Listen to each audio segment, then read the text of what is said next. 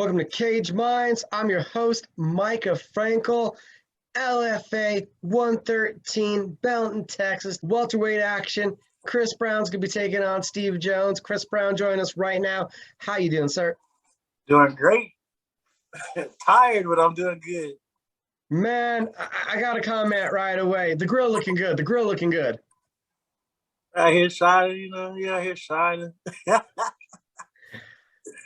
Could it be more Houston than that? I represent my city well.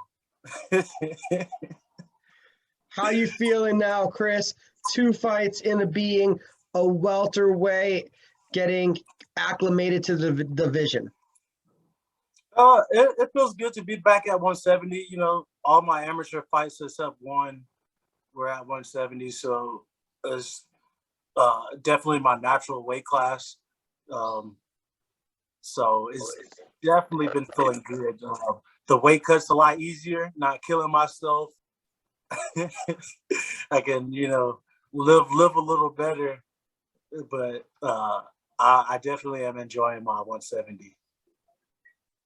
What did that fight against Calvin Rayford tell you?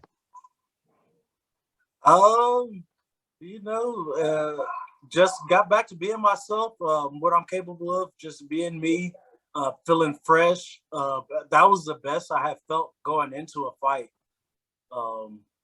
especially because I wasn't all dead from cutting weight, even though I cut 17 pounds in one night. But I still look. You couldn't tell in the fighting, could you? I was moving. I was feeling great. I was moving good. I was keeping him confused.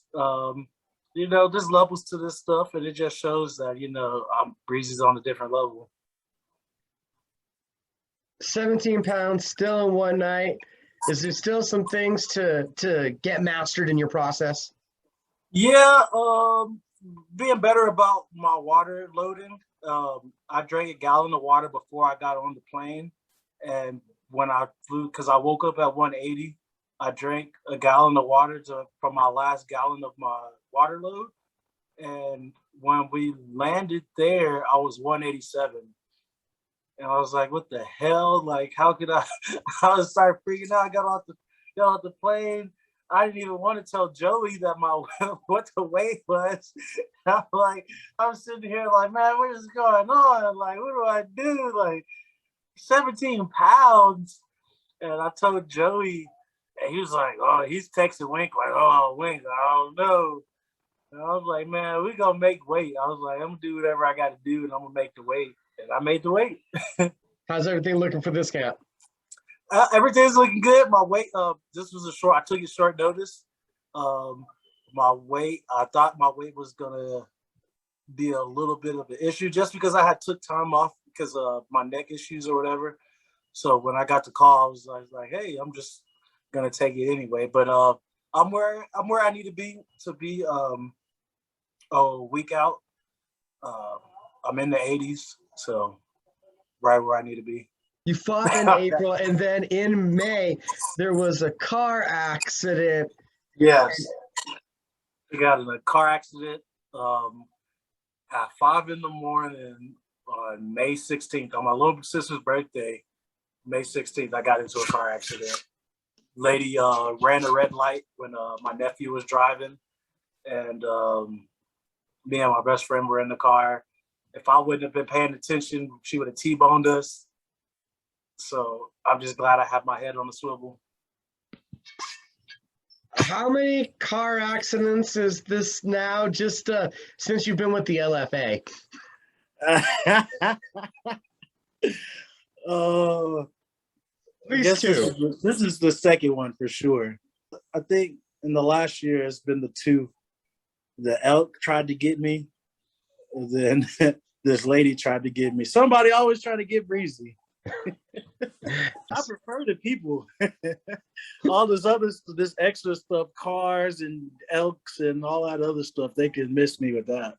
Is it relieving, like, living through these experiences? I'm like, you're not a daredevil, but this is quite exciting shit. Hey, my life is never dull. Something is always something, getting shot, car accidents, Um, shit, you name it, something happens. I got COVID. It's always something.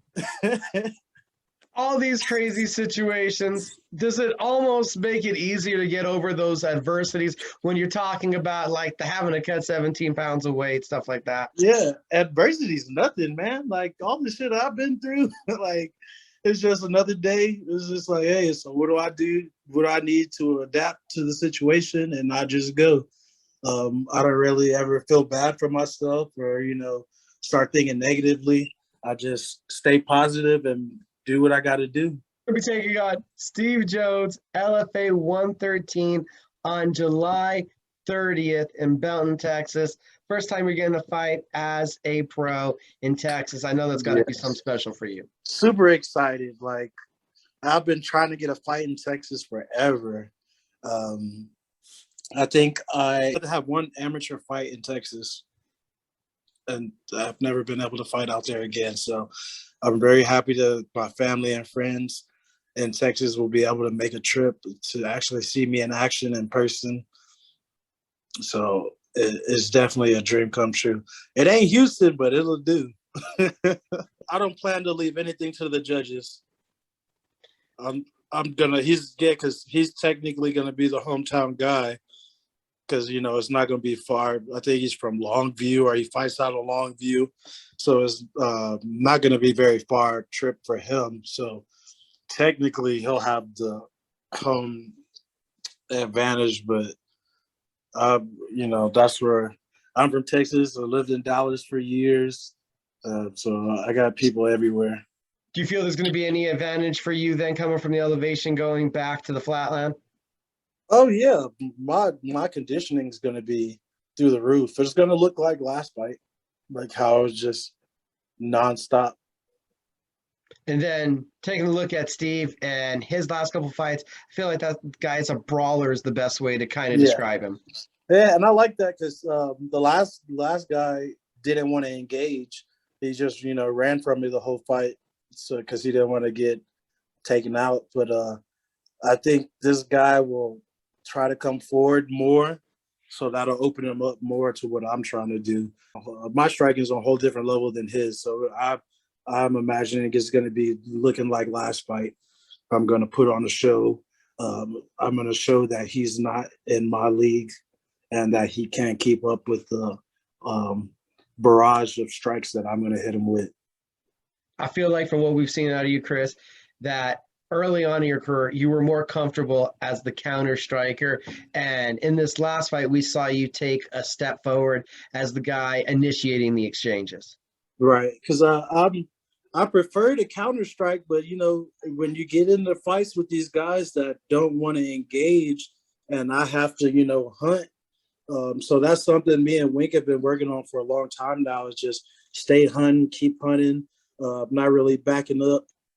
There's times where you can back up, but for the most part, just keeping the pressure, staying on it, and just keep going forward. How nice is it going to be? 2 fights within a couple months, get that consistency going. Man, this is going to be great. Like, it usually takes months and months for them to get me a fight, usually like 4 or 5 months for them to find me something. So I'm excited to have a pretty quick turnaround, and hopefully we can just keep rolling. Because I want to fight. I would like to fight at least every 3 months, every 2 months if I could. Fight, take a month off, fight again. Want to get on that roll? Yeah, I'm trying to go. I'm getting old. I ain't got time to be playing with these people. They're trying to stall your boy out. Well, it's the camera. It just makes you look young. Yeah. Hey, if I shave my beard, I'd be looking real young. You've been stalled out a lot. It's been an issue finding opponents. It's been an issue really getting your pro career going. You seem to keep a positive attitude, though, through everything. Yeah. The circumstances aren't always the best or how I would want them, but I'm living the life I want to live. I enjoy what I'm doing.